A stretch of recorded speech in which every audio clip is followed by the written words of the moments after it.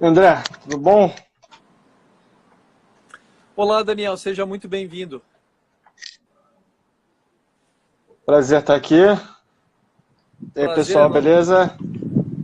Beleza. Daniel, seja bem-vindo. Prazer é nosso de te ter aqui no Octanage comigo hoje.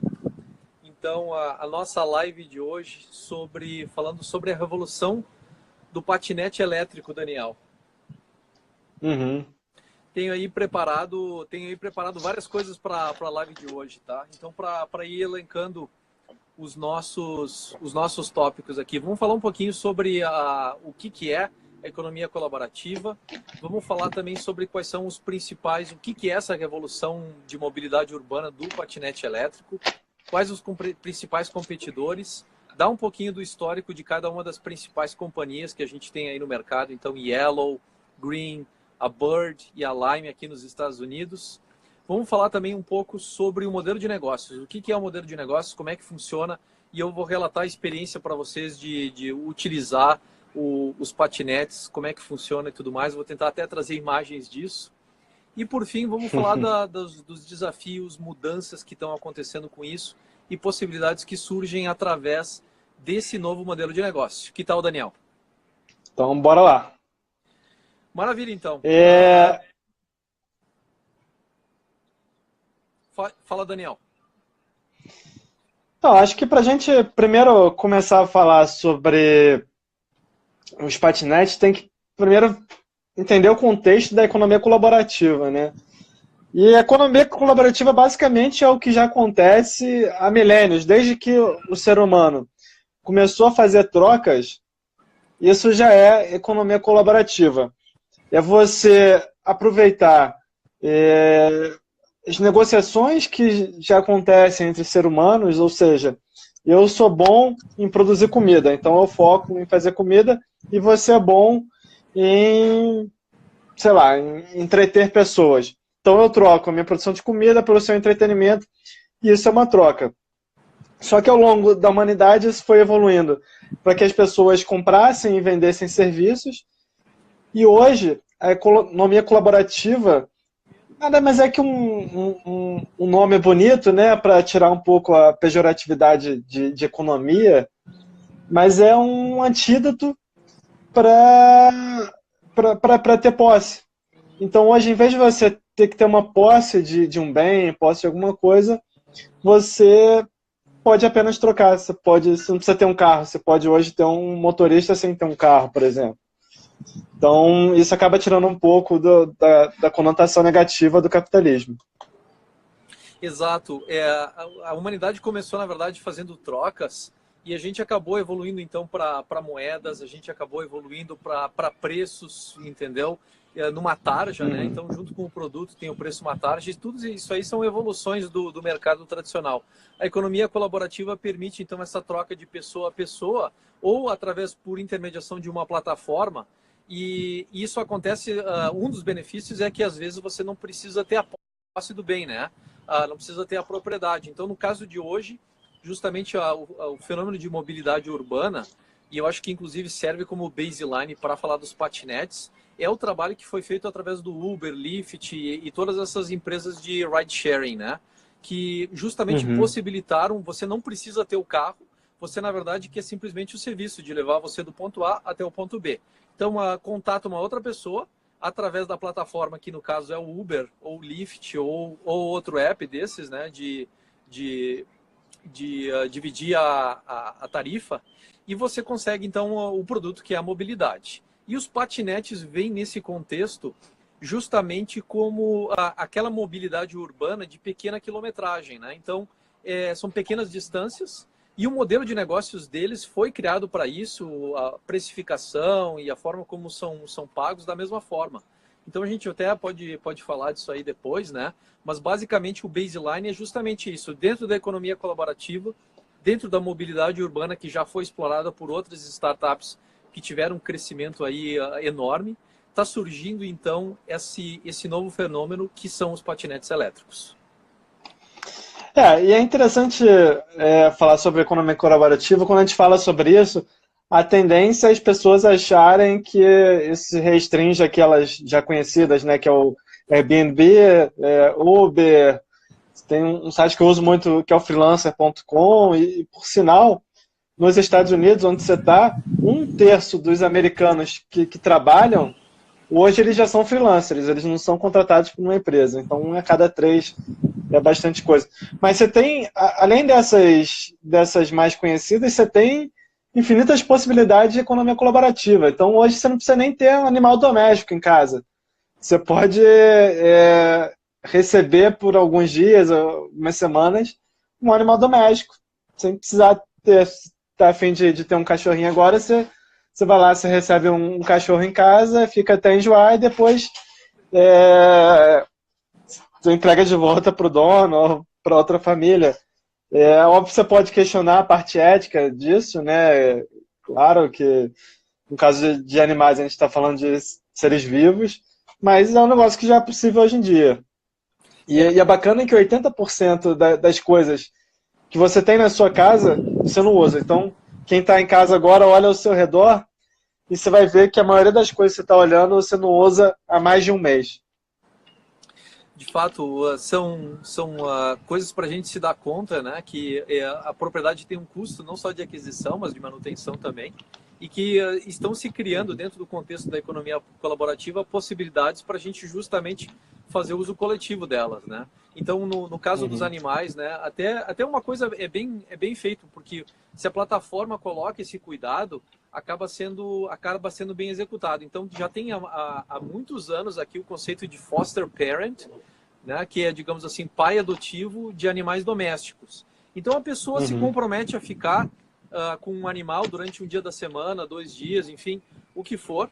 E na verdade, aquele animal vai recebendo carinho e tratamento de vários donos ao longo da semana. Então, se é bem executado, se a plataforma tem formas de executar isso, acaba sendo um trabalho muito legal.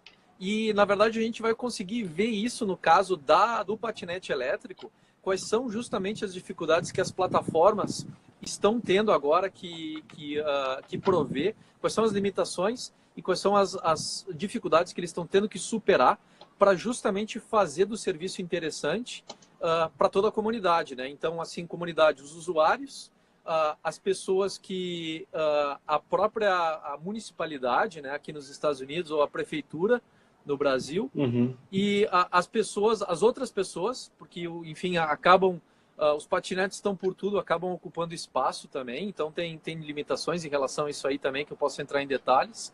E também o pessoal que que faz o recarregamento das baterias dos patinetes, né? Que é a parte inovadora, inclusive, do modelo de negócio e uma profissão que está surgindo, né? Assim como tem um motorista do Uber, está surgindo essa profissão de carregador de patinete elétrico, que é muito bem pago. O Juicer.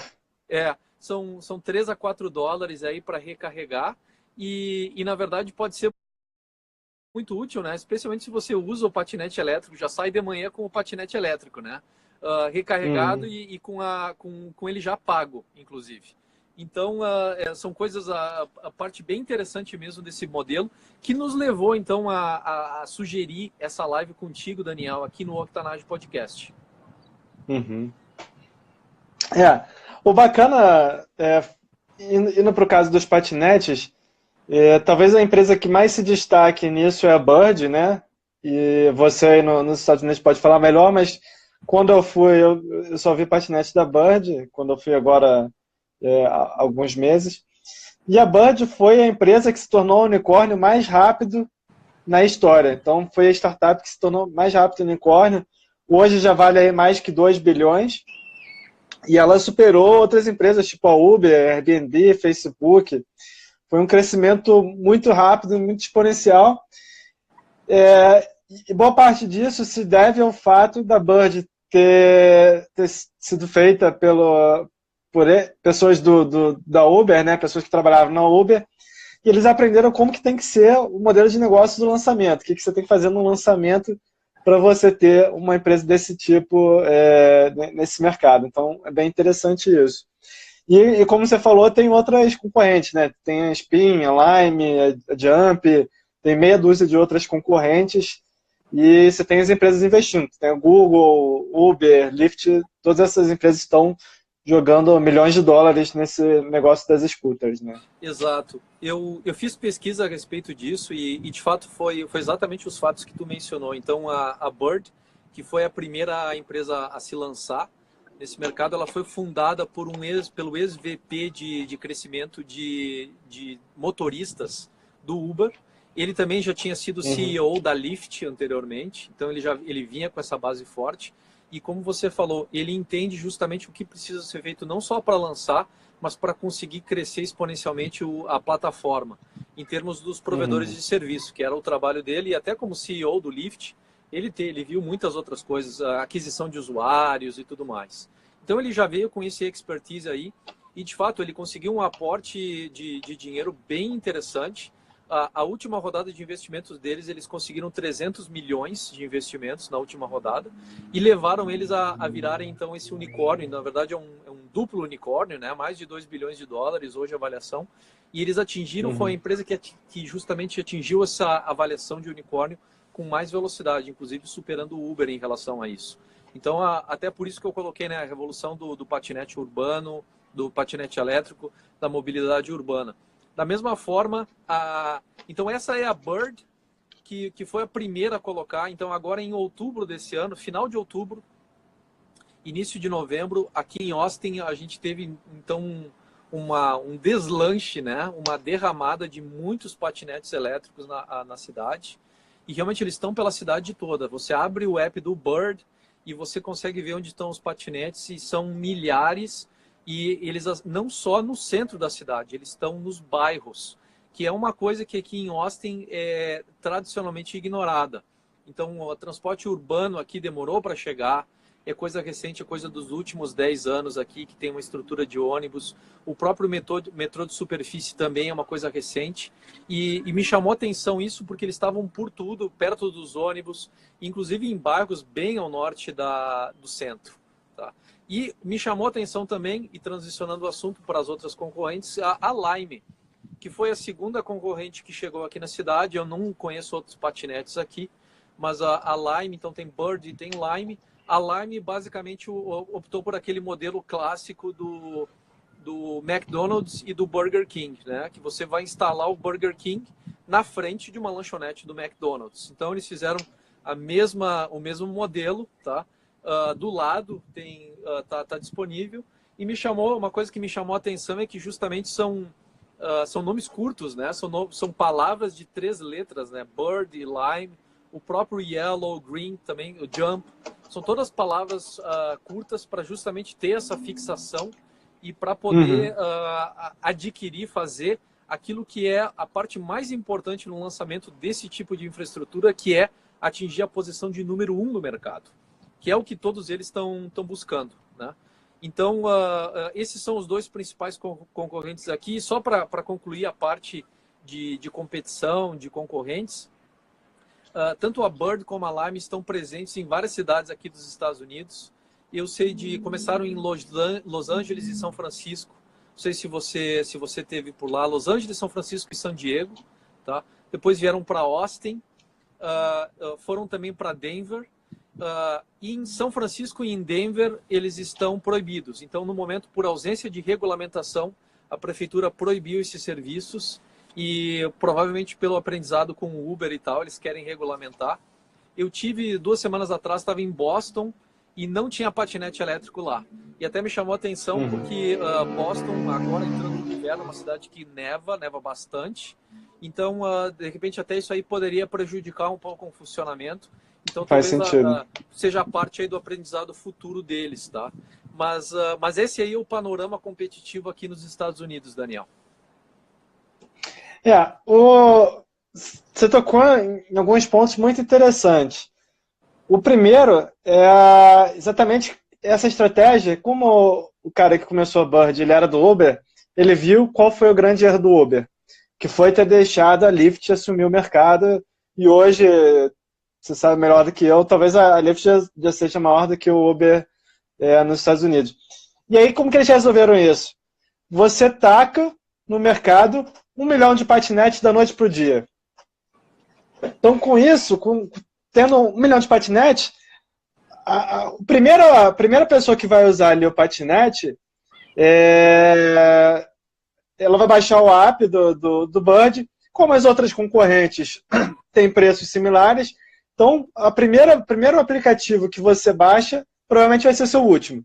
Então, o objetivo dessas empresas é estar ali na tua home screen, seu primeiro aplicativo, e aí você não tem como deixar as outras empresas assumirem. E você falou também da facilidade dos nomes curtos, né? E essa simplicidade é bem bacana, porque tem que ser simples para você usar, né? Tem que ser. Então você pega ali o teu celular, escaneia o QR Code e finalmente acharam um uso para o QR Code que já existe aí há uma década. Ninguém sabia o que fazer com isso, finalmente acharam um uso. Então o negócio é simples e você anda ali de patinete, que é um pouquinho cafona, mas beleza. Tá servindo bem ali. E o objetivo das empresas, e esse que é mais bacana, o objetivo das empresas não é ganhar dinheiro com patinete. De fato, elas ganham bastante dinheiro com o aluguel dos patinetes. O patinete, primeiro, ele já é barato, então o valor que eles alugam o patinete já se compensa numa média de mais ou menos 2 semanas. Então, em 2 semanas você já paga um patinete novo. Mas o que essas empresas querem, particularmente o que o Uber quer, é estar na sua página principal do celular. Porque aí o Uber consegue se tornar o que eles próprios se definiram como a Amazon do transporte. Então, hoje, se você quiser assistir algum conteúdo, se quiser assistir algum curso, uma aula, você vai no YouTube. Se você quiser comprar alguma coisa, você vai na Amazon. E se você quer alguma coisa transportada, você entra no Uber. Então, ter um aplicativo na tela inicial do celular vale mais do que ter 1 milhão de patinetes na rua alugando aí a $1 a hora. $1 um minuto, não sei quanto que é. Exato, exato. Realmente, falando sobre o modelo de negócios, é importante falar disso, porque eles têm um investimento bastante alto de infraestrutura, né, de como funciona o app, a propriedade. Então, eu dei uma pesquisada aí, patinetes similares a esse que eles disponibilizam está custando na faixa de 150 a $200, tá? Que é um patinete até elétrico mais simples. Tem outros mais avançados que já estão na faixa de 300, 350, $500. E aí eles têm funcionalidades, eles são mais rugged, né? Para justamente passar por cima da neve e tudo mais, né? Então, tem um investimento, mas é como o McDonald's, né? Que é uma cadeia de comidas, né? Alguns diriam fast food, mas na prática o negócio deles acontece no real estate, né? Na propriedade. Da mesma forma, na plataforma, e isso é uma característica dos mercados da economia colaborativa, especialmente do marketplace, é que ele quer ser o go-to app seu para isso aí, para justamente se estabelecer como uma plataforma e intermediar todas as negociações que estão acontecendo no presente e vão acontecer no futuro em termos de transporte, né? Ser o intermediário. E é justamente isso que vai ditar quem vai ser o número 1, vai ser o número 2, e a partir do momento que esse mercado se consolidar, começam os ciclos de aquisições, né? De aquisições e fusões, que daqui a pouco está começando também aí para o pessoal da Uber e da Lyft, né? Então é bem interessante isso que você falou, que é característico desse mercado, Daniel, e é justamente o que eles estão objetivando, que é adquirir o usuário e fidelizar. O resto, se é patinete, se é algum outro tipo, se é uma bicicleta, se é um carro, né? O meio que for, eles vão arrumar uma forma de fazer isso acontecer. O importante é fidelizar o usuário. E você tacando uma porrada de patinete na rua, além de fidelizar o usuário, tem ainda o efeito que você citou da proibição. Então, depois que você tem 1 milhão de patinetes na rua sem avisar as autoridades, como que a prefeitura, o que a prefeitura vai fazer? Não tem como. Óbvio que você tem ali cidades, você falou São Francisco, uma ou outra que proibiram, mas é um custo político muito alto você proibir alguma coisa que as pessoas já estão começando a usar. Então, isso é bem bacana, essa estratégia de guerrilha aí que eles adotam. Isso é bem característico também de todas essas empresas. Então, o Uber enfrentou isso aí, o Lyft também. por quase 2 anos, a gente aqui em Austin não pôde usar o serviço por justamente eles terem afrontado a municipalidade e não ter, segundo a municipalidade, não ter regulamentação. Eles queriam fazer o background check dos motoristas na prefeitura e tanto Uber como Lyft falaram, não, a gente faz o background check. E ficaram um ano aí no impasse, negociaram. Um outro exemplo, que na verdade foi o primeiro exemplo de empresa da economia colaborativa, que se tornou um sucesso enorme, se tornou um unicórnio em questão de meses, que foi o Airbnb. E eles, na verdade, sabiam. Então, assim, quem entra nesse negócio sabe, Daniel, que eles têm um custo legal, um custo jurídico e risco envolvido enorme em relação a isso. E eles estão preparados, eles têm, inclusive, reserva de capital para enfrentar isso aí. E eles sabem que eles vão ter que afrontar o sistema de início. Não necessariamente por gosto, né? Mas simplesmente eles sabem que não está regulamentado. No caso do Uber, teve que ir contra os taxistas, né? E assim, respeitosamente, isso em caráter global. E os táxis são mais máfia do que cooperativa, tá? Então, assim, é um custo enorme. O pessoal do Uber foi ameaçado, todos os fundadores foram ameaçados, a família deles foi ameaçada justamente porque eles estavam afrontando o que estava estabelecido. Então, no caso da Bird e tudo mais, eles já estão sabendo, faz parte do risco deles, e eles têm reservas financeiras e pessoal para justamente negociar isso, inclusive expertise de como negociar isso com as autoridades e conseguir estabelecer o serviço. Então, para mim, está virando, inclusive, assim, é parte do business já, né? Você vai fazer alguma coisa na economia colaborativa, prepare-se para construir a regulamentação enquanto você constrói o seu negócio. A Carol mencionou aí que as montadoras já estão mudando o modelo de negócios, e isso é verdade. E não são apenas as montadoras. Tem as montadoras, por exemplo, a Volkswagen já anunciou que vai cortar os carros a combustão. Já tem a Ford, já está cogitando estudar aluguel de carro, em vez de vender carro, se aluga. Mas não são apenas as montadoras. Aqui mesmo no Brasil, o Nubank hoje declarou que aquela roleta de banco vai virar peça de museu. As pessoas não vão mais à agência bancária. Então, vários negócios estão mudando com essa transformação digital, com essa economia colaborativa. Mas o que eu acho interessante que você falou aí da questão do Estado tá meio que boicotando essas empresas, né? É o Estado sendo o Estado. Porque você pega o caso da Bird especificamente, a Bird, ela traz um ganho social muito alto. Ela resolve aquele chamado problema do primeiro e último quilômetro, que é o seguinte: você está numa cidade e você vai pegar um ônibus para o teu trabalho. Só que se você mora, você mora longe do ponto de ônibus e o seu trabalho é longe do ponto de ônibus, você provavelmente vai ter que andar 1 quilômetro para o ponto de ônibus e mais 1 quilômetro para o trabalho. Vai ter que dar 2 quilômetros, talvez 3 ou mais no dia. E aí é 20, 30 minutos de caminhada. E a pessoa, sabendo disso, o que ela faz? Ela vai de carro. É pelo menos o que acontece comigo aqui. Eu tenho que andar para o ponto de ônibus e quando eu chego em algum lugar que eu quero ir, eu tenho que andar mais. Prefiro ir de carro, mais prático. E o patinete, ele resolve esse problema. Então, eu, em vez de andar, em vez de eu ir de carro, agora eu consigo ir de patinete para o ponto de ônibus. Eu não chego suado, que nem eu chegaria de bicicleta, e eu não preciso gastar dinheiro, que nem eu gastaria ainda de Uber para o ponto de ônibus. Então, o patinete faz as pessoas pegarem mais transporte público. E isso economiza tempo, economiza dinheiro, e ainda tem o ganho de meio ambiente, né? Que é óbvio, né? As pessoas pegando. É melhor você ter um ônibus com 30 pessoas dentro do que você ter 30 carros na rua. E ainda tem a questão do juicer, né? Que você falou, que é um cara que não tinha emprego, provavelmente não tinha qualificação, e hoje ele está ganhando aí mais que um médico no Brasil recarregando bateria de patinete. Então, é um ganho social muito alto, né? De fato, tem todas essas possibilidades. Eu até tenho alguns comentários a fazer sobre como é que funciona o patinete.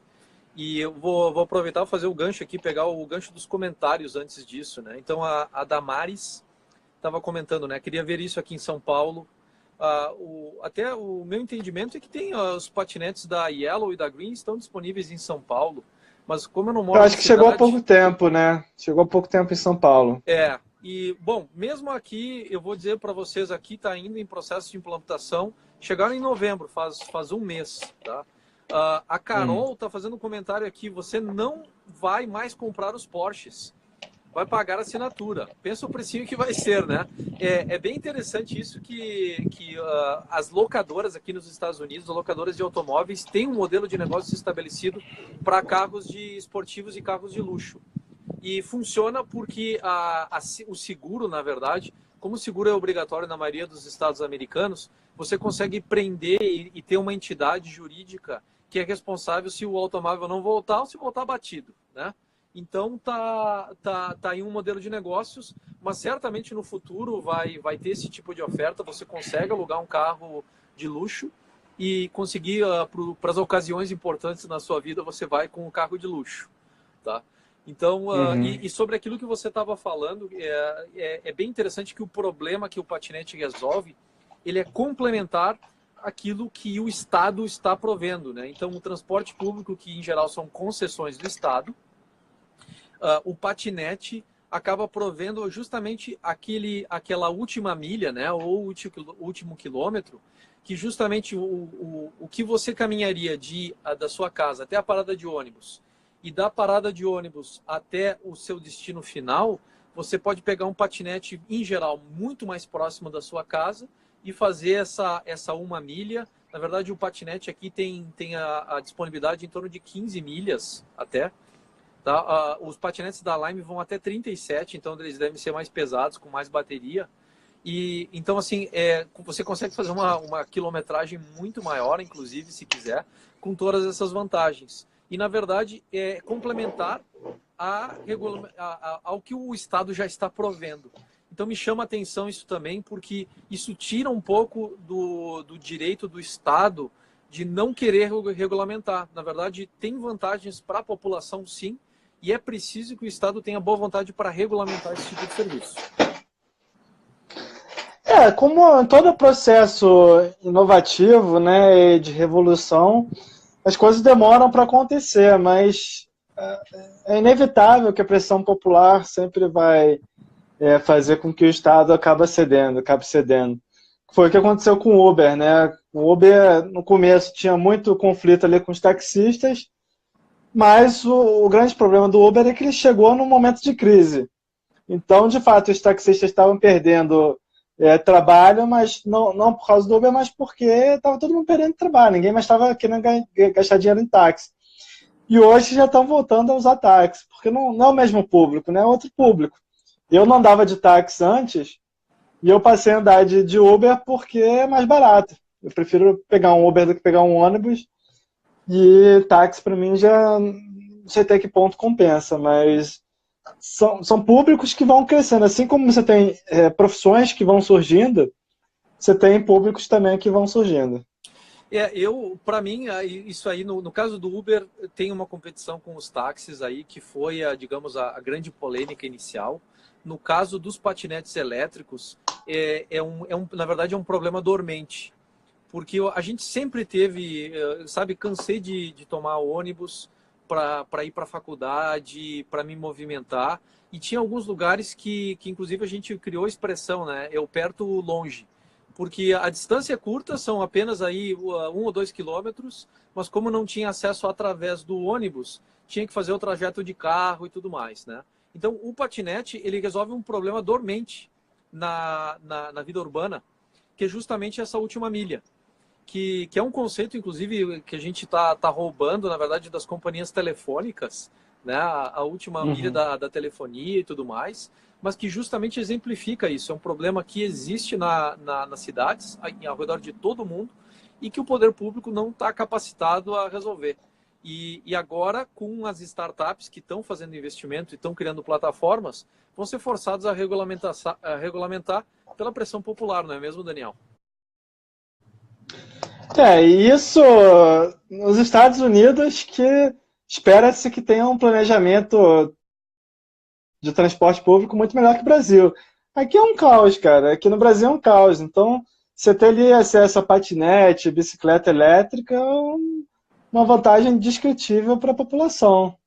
cara, pô, é um negócio assim que muda a vida das pessoas, muda a dinâmica das cidades, gera emprego, gera renda. O Brasil perde muita produtividade. Você vê no Rio de Janeiro, o tempo médio de deslocamento de uma pessoa para o trabalho é de mais de 2 horas. O cara perde 2 horas por dia no ônibus sem fazer porra nenhuma.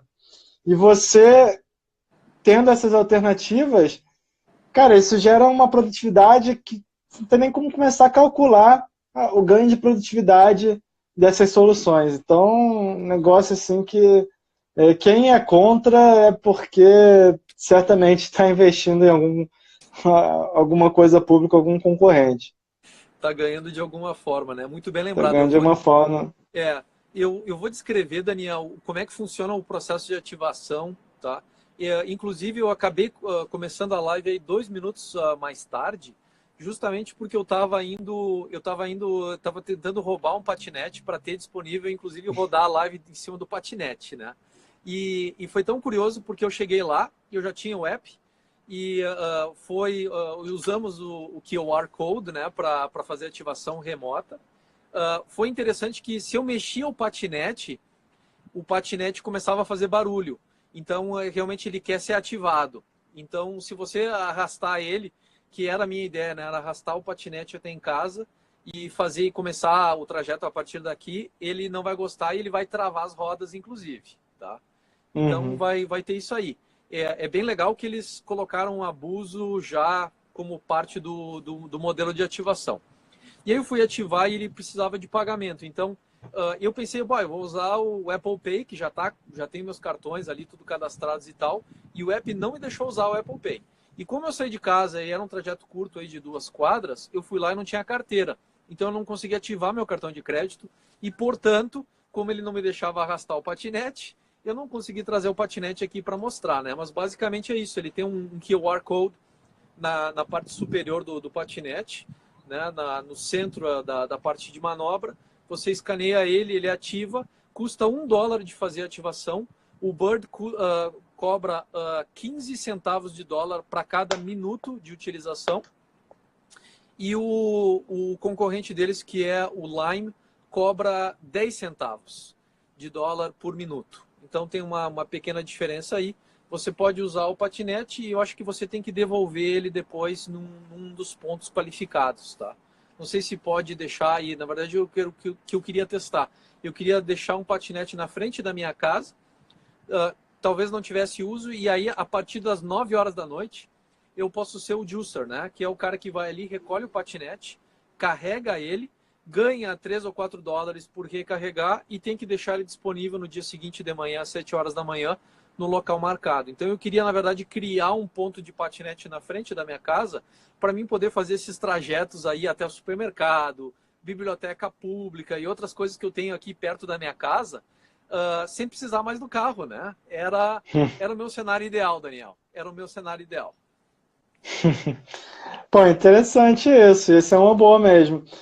Quanto a essa questão de pontos, eu não sabia exatamente se, para mim, tinha que deixar em qualquer lugar. Mas esse ano eu fui no Centrão americano, né? Passei ali Alabama, Tennessee, e várias cidades já tinham os patinetes. E eu, inclusive, eu estava em Memphis, e eu não consegui pegar, eu tentei fazer o cadastro, só que tinha que ter a carteira de motorista e não aceitaram a minha carteira brasileira, não consegui pegar. Em São Paulo eu também não consegui ainda usar, mas tô querendo experimentar. De fato, E um ponto, só um adendo rápido, tem que ser maior de idade para usar. Então um amigo meu, ele foi usar em São Paulo e ele emprestou para um menininho de rua. Prestou para o menino dar a volta, e aí o menino não estava voltando, ele falou, puta, vou tomar um cano aqui. Mas aí ele achou mais na frente o menino, estava com um policial, e o policial tinha parado ele, porque não pode ter criança usando. Então, tomem cuidado aí quem for usar. de fato, o serviço, e para ver como essa parte de regulamentação é importante para o serviço iniciar. Eles colocam no app os requisitos locais, então é por localidade. aqui em Austin você precisa ter carteira de motorista e você precisa apresentar ela. Então, na hora de criar o perfil, eu não precisei colocar esse dado. Tá? Talvez ele me travasse. Na hora que eu fosse, depois de pagar, ele fosse me pedir para escanear alguma coisa, mas eu fiquei com a impressão que não. Outra coisa que é requisito aqui da municipalidade é você usar capacete. E isso, na verdade, é uma limitação, porque você vê muita gente pilotando o patinete sem ter capacete. Mas eles conseguem, inclusive, desenvolver uma velocidade bem grande, são até 15 milhas por hora, tá? Então, assim, de fato é importante ter o capacete. E eu estava pensando em comprar um capacete, estava pesquisando, inclusive, capacetes legais. Tem uns capacetes mais baratos, que são aqueles de skate e tudo mais. E eles acabam cobrindo aí todo o rosto e tal, cobrindo toda boa parte da cabeça. Tem alguns menores, que inclusive assim são mais estilosos, com cores e tal. E esses aí, na verdade, acabam sendo um pouco mais caros, né? Eu falei, ó, eu provavelmente vou gastar mais no capacete do que durante meses aqui usando o patinete, né? Mas, que é um fato curioso e é consequência, inclusive, do modelo de negócios, né? Você vai estar atraindo, aquela lógica, né, dos mineradores nos Estados Unidos. Pouca gente fez dinheiro explorando minérios nos Estados Unidos. A maior parte das pessoas fizeram dinheiro mining the miners, né? Ou seja, se tem ouro aqui, eu não sei, mas tem gente cavocando. Então eu vou trazer instrumentos, eu vou trazer infraestrutura, eu vou fazer casas para esse pessoal que está aí trabalhando, né? Então, o pessoal que vende capacete aí já está entrando na Amazon como best sellers, tá? É uma coisa que eu pude notar aí a partir da minha pesquisa, né?